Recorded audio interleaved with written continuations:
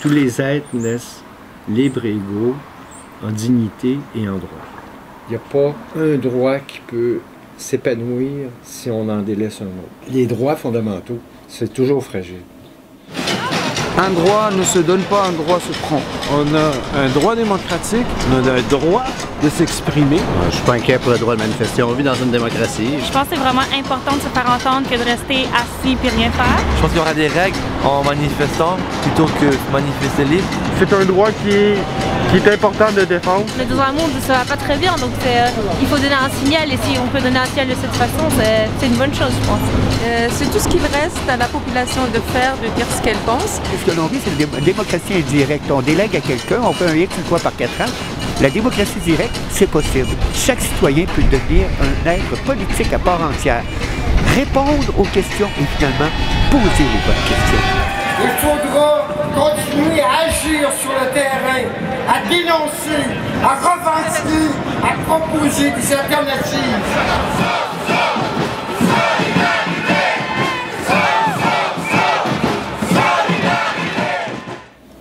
Quand ils sont venus chercher les Diganes, j'ai rien dit, ça me concernait pas. Quand ils sont venus chercher les Juifs, j'ai rien dit, ça me concernait pas. Quand ils sont venus chercher les homosexuels, j'ai rien dit, ça me concernait pas. Puis quand ils sont venus me chercher, il n'y avait plus personne. On est toujours un jour ou l'autre touché par des violations de droits. On finit toujours par être touché. Toujours. La commission est créée par la Charte des droits et libertés de la personne. La Charte a actuellement 35 ans d'existence, donc la commission a été créée en 1976 à partir de cette loi qui est une loi que l'on dit quasi constitutionnelle, dans le sens qu'elle est au-dessus de toutes les autres lois. Alors le gouvernement, par exemple, ne peut pas créer des lois qui viendraient être en contradiction avec la Charte des droits. La liberté d'expression à l'intérieur d'une manifestation, oui, elle existe, mais c'est très fragile.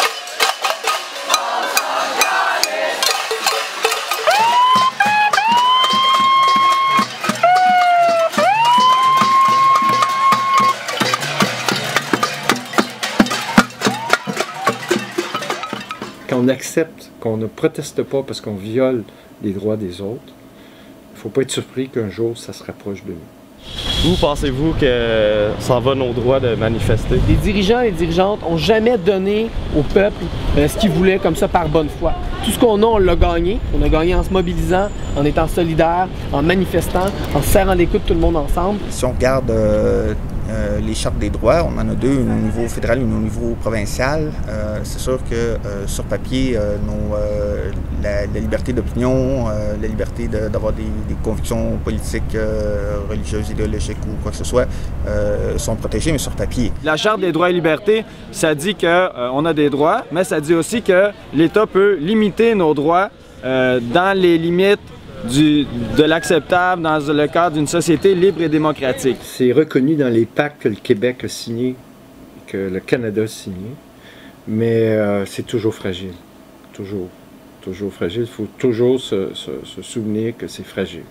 Ça existe, c'est là. Les gouvernements en parlent de la liberté d'expression, mais on ne peut jamais le tenir pour acquis.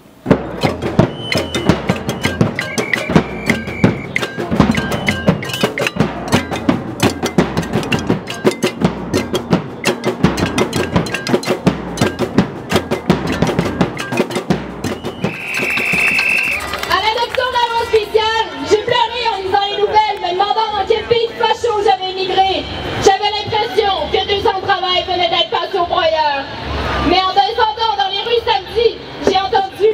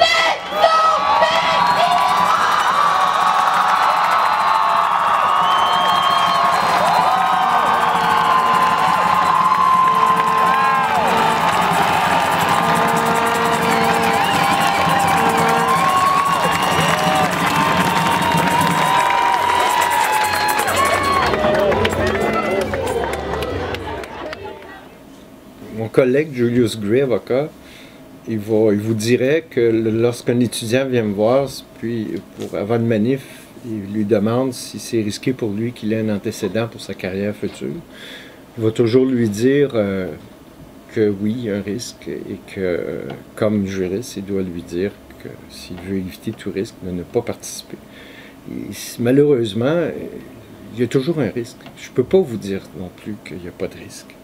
Personne ne peut dire qu'il n'y a pas de risque à participer à une manifestation. Mais vous savez, être militant, il y a toujours un risque à être militant. C'est comme... On ne peut pas... Il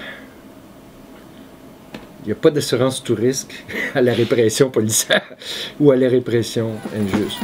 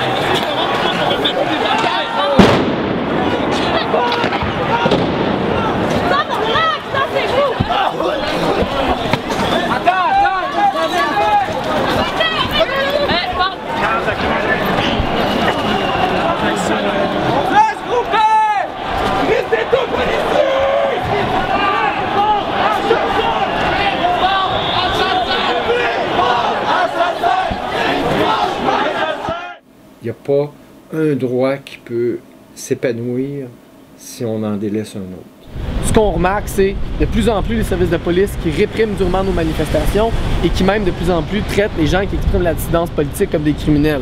La boîte à outils des policiers pour réprimer la liberté d'expression est de mieux en mieux fournie, de mieux en mieux...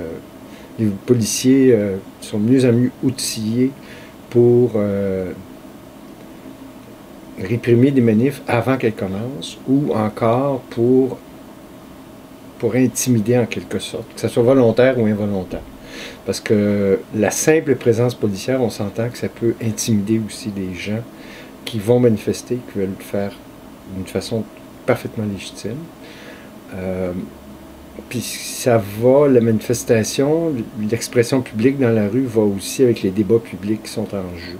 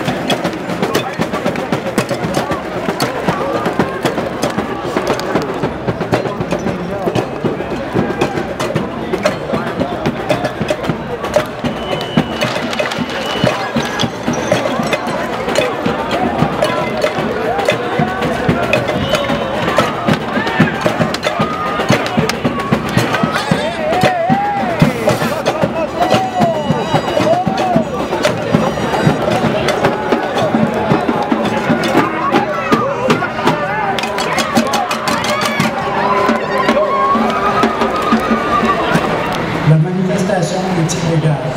Les gens devront quitter à pied et circuler sur les trottoirs. Aucun rassemblement sur les trottoirs ne sera toléré. Vous devez quitter, sinon vous allez être boité et arrêté. Comparaître lundi après-midi devant le juge pour participation à une émeute.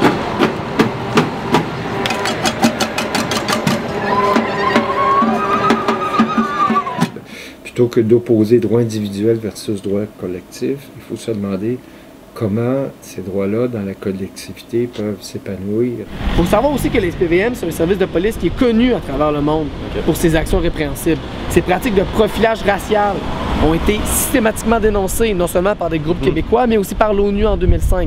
Ces pratiques de répression durant les manifestations ont aussi été dénoncées par l'ONU. Ces pratiques de profilage social par rapport aux personnes marginales, aux personnes provenant de minorités visibles ou aux personnes itinérantes ont été dénoncées aussi dans la dernière année. On se rappellera du meurtre de Villanueva, on se rappellera de tous les autres meurtres de civils, on se rappellera du meurtre de l'itinérant il y a quelques mois à Montréal.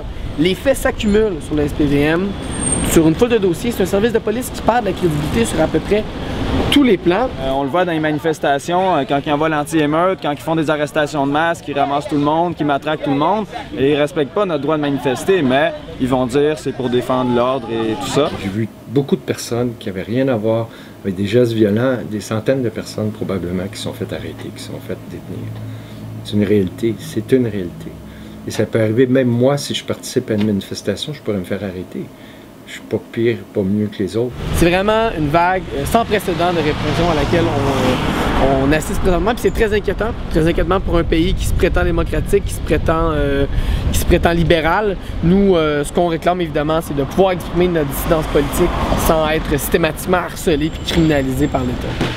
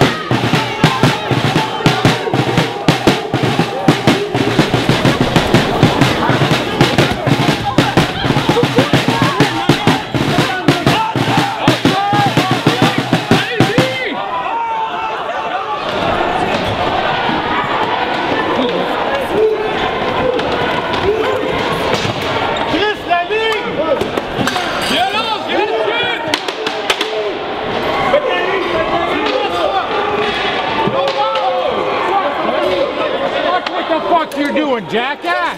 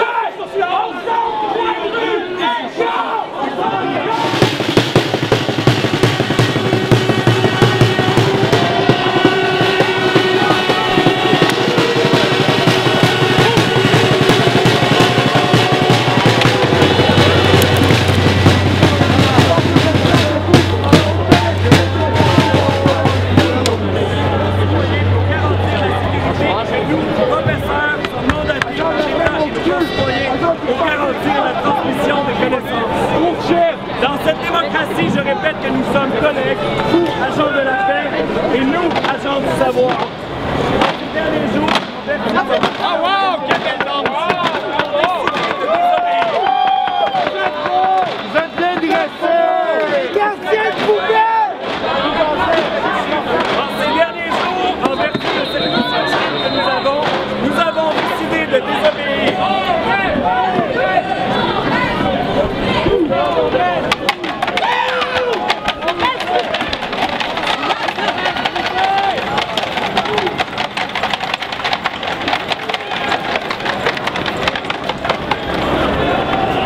Essayez de nous joindre! Faites le tour des bâtiments! Restez nous! Restez nous autres!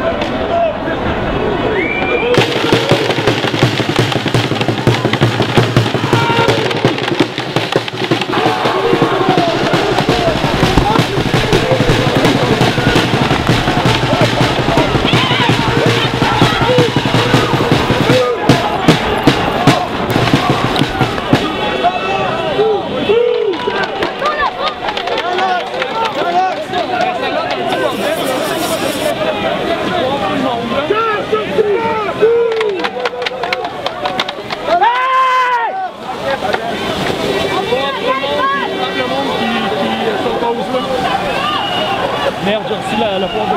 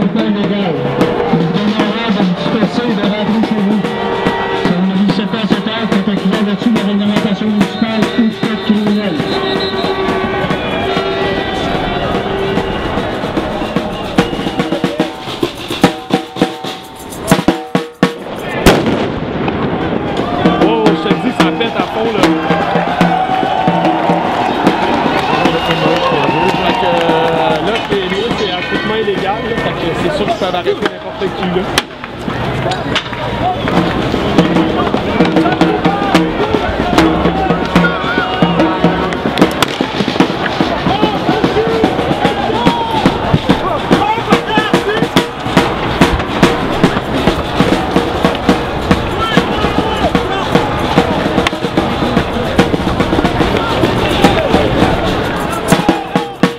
Non seulement les mouvements sociaux sont encore pertinents, mais même ils sont plus pertinents que jamais. On fait face à une offensive qui est d'une violence incroyable. On parle de hausse des frais de scolarité, privatisation de la santé, montée de la droite, montée du racisme, de l'intolérance, de l'homophobie. Dans ce contexte-là, notre seule solution, c'est pas les partis politiques, c'est pas les entreprises.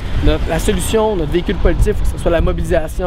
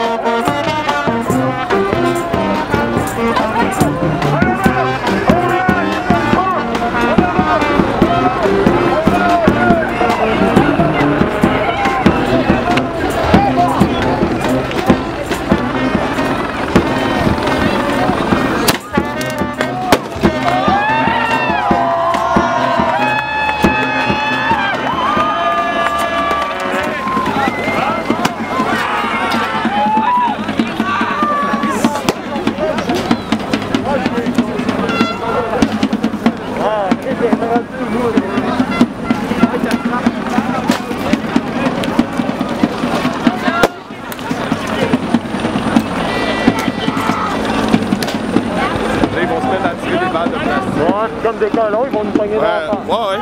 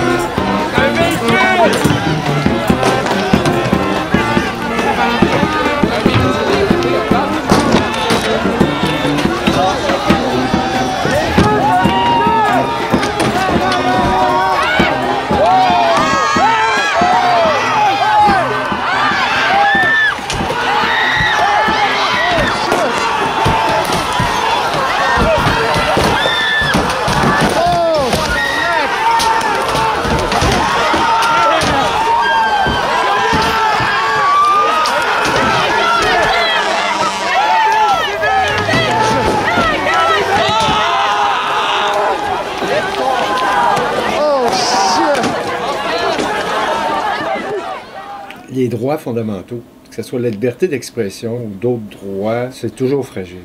Donc, on voulait savoir ce que vous pensez, en fait, de l'escouade Gamma.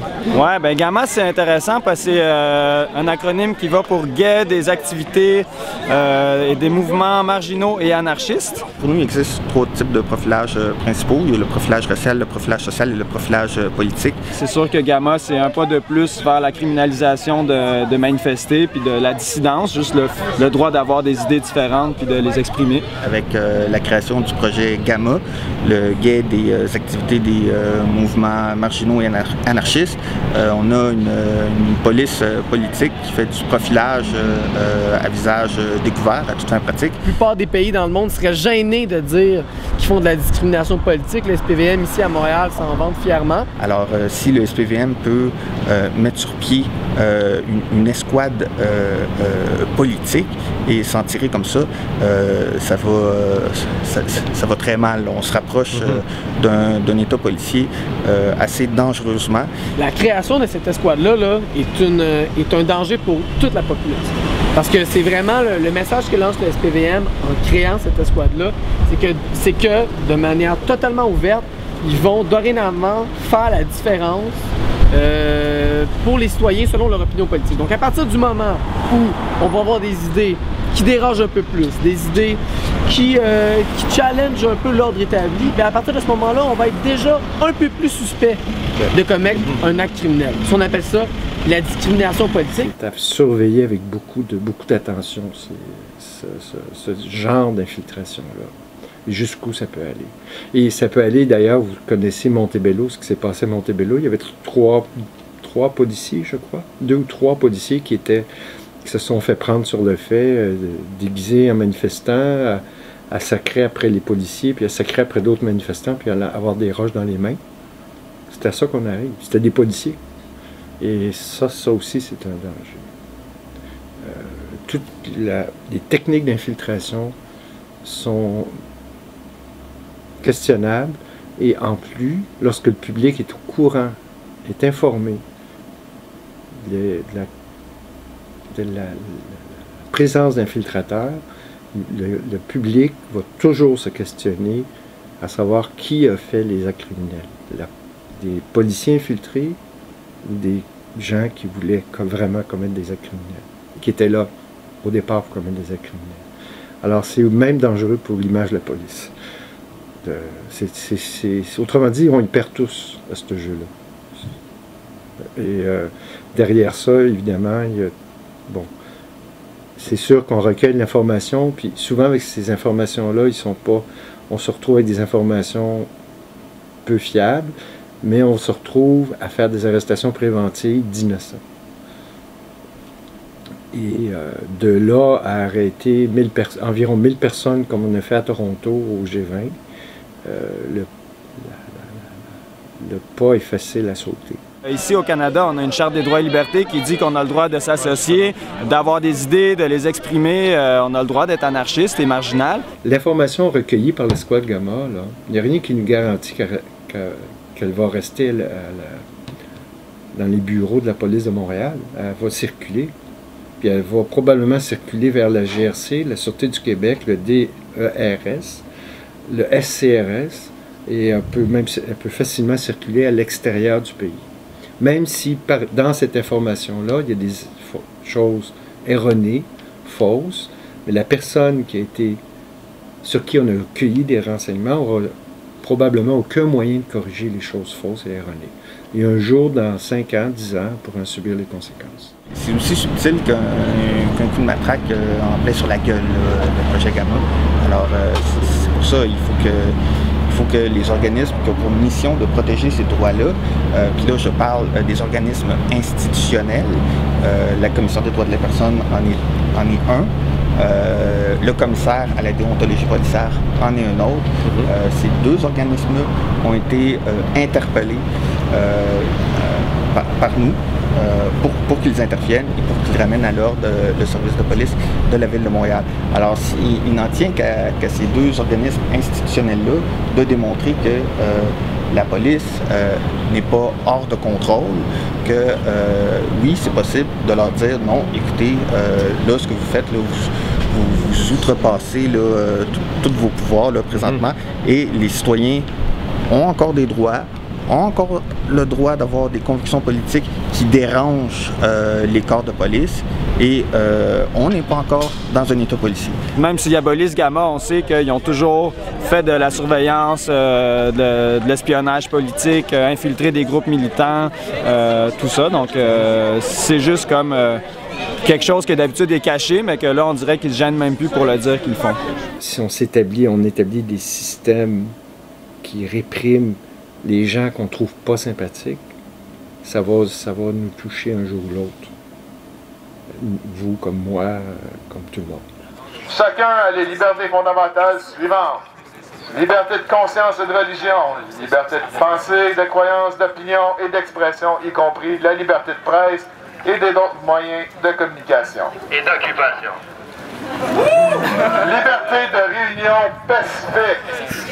Liberté d'association, donc le 99 où le mouvement Occupy Montréal, ce qu'on a entendu en Angleterre, c'est rendu sur la liste du terrorisme. C'est sûr que ça s'en vient ici, donc on voudrait dire que tout le monde ici est dénommé un terroriste si vous rentrez en Angleterre en passant. Donc c'est une liberté d'association au Canada. Fait qu'ils n'ont pas d'affaire à nous mélanger avec ça, mais les connaissants, ils vont sûrement nous le faire, parce que le Bill C10 et l'SPP Agreement, ça fait qu'en sorte, la police américaine peut venir me chercher ici pour ramener l'autre bord juste pour une liberté d'expression. C'est à ce point-là mauvais. Même si les charges de terrorisme. J'aimerais ça revenir sur le G20 de Toronto. Oui, qui est la plus grande arrestation de masse de l'histoire du Canada. C'est ça. C'est le paradoxe qui fait qu'on vit dans une société qui se dit démocratique, juste et démocratique, du moins démocratique. Et de l'autre côté, on a fait une des plus grandes arrestations de masse à Toronto lors du G20 en 2010. Je ne sais pas trop. C'est quand même 1000 personnes qui ont été arrêtées pour quelques dizaines de personnes qui ont été condamnées.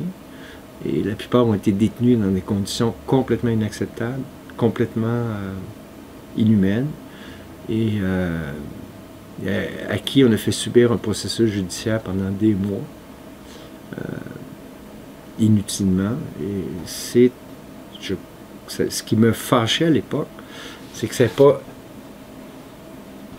soulevé un scandale dans la société, alors que c'était des gens qui allaient là tout simplement pour manifester leur désaccord, ou manifester leur désaccord par rapport à un phénomène qui est important socialement et mondial, c'est la mondialisation de l'économie et toute la question de la répartition de la richesse. Je trouvais, à l'époque, ça m'a vraiment ça m'a fâché autant ce qui s'est passé à Toronto que l'absence de résonance dans la population. C'est quand même 1000 personnes, c'est pas rien.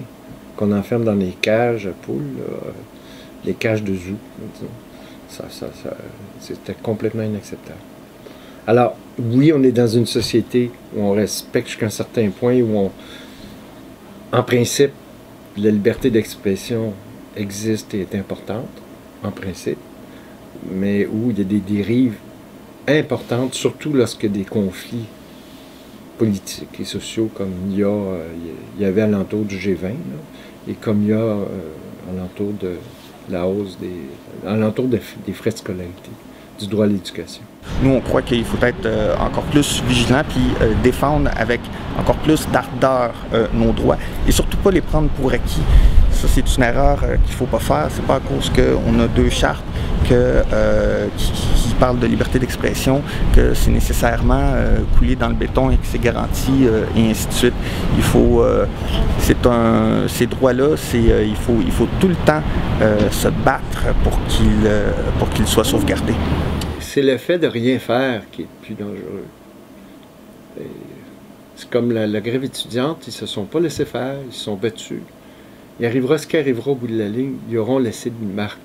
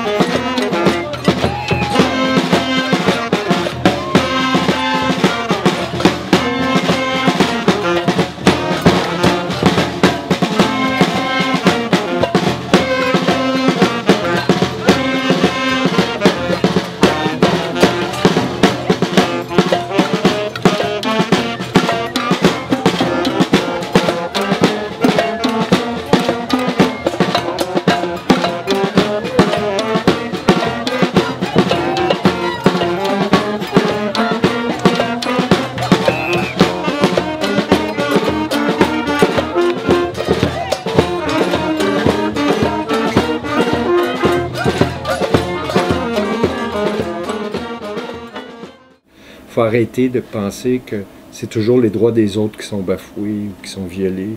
Ça n'a pas d'importance, que ça ne me touche pas, que ça ne me regarde pas, parce que si on laisse un État ou une machine condamner des innocents, on se retrouve avec très vite à être proche, être le prochain, un jour ou l'autre.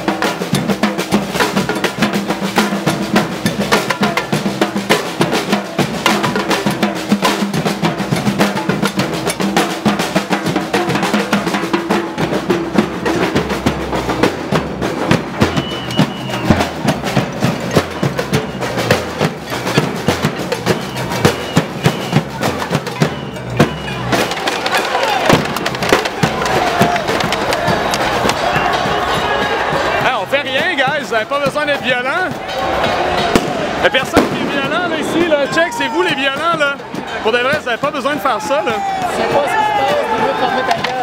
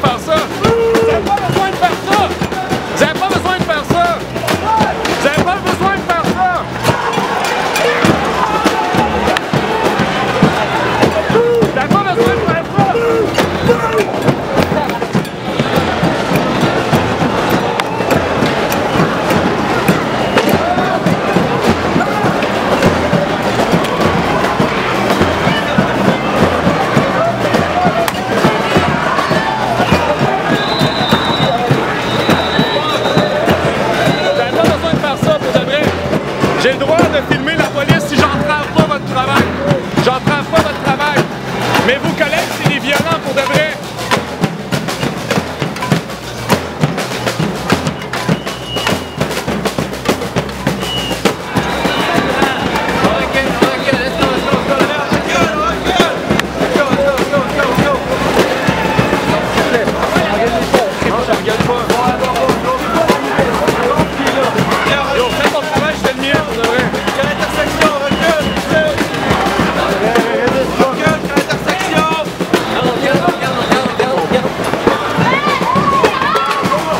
Vous n'avez pas besoin de faire ça, guys, pour de vrai.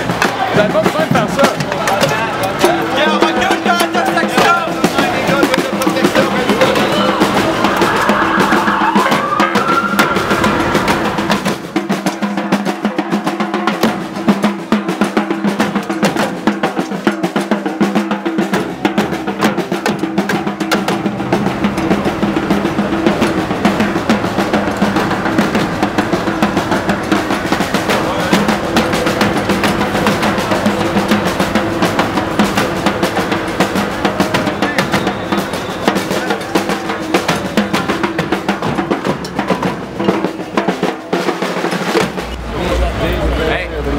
T'as pas de carte de presse, t'as pas de Ok, mais c'est correct, t'as pas besoin de le dire.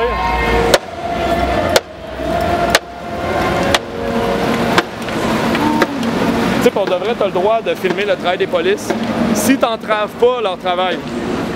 Oui, il y a un danger, puis c'est plus que jamais important d'utiliser les différents moyens d'expression dans le monde où on est, parce qu'on sent beaucoup de recul quant aux droits économiques et sociaux et culturels. C'est d'autant plus important d'utiliser les moyens comme les manifestations, parce que c'est un moyen simple.